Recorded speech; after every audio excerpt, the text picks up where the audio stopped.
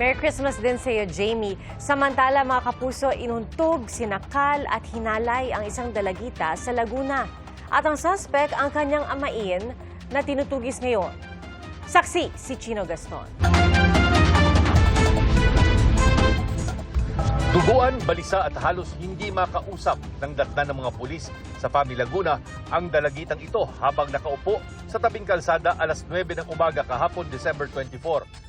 Ayon sa sumbong sa pulisya, pagabang na lumabas ang babae mula sa isang water pumping station malapit sa lugar. Base sa investigasyon ng pulisya, galing sa bahay nila sa bayan ng Mabitak ang minor de edad na biktima para bumili ng pangregalo sa kalapit na bayan ng Siniloan nitong Martes. Pero imbis na dumiretso sa Siniloan, dinala siya ng amain sa isang masukal na lugar at doon hinalay. Inuntog pa umano ng sospek ang ulo ng biktima at sinakal habang hinahalay. Pagkatapos ng pangahalay, dinala siya ng amain sa water pumping station at doon iniwan. Nananatili sa pagamutan ng biktima na isang high school student. Patuloy namang tinutugis ang 33 anyos na amain ng biktima. Pinuntahan na rin ng mga pulis ang bahay ng dating ginakasama ng sospek pero hindi nagpapakita doon. Para sa GMA Integrated News, Chino Gaston ang inyong saksi.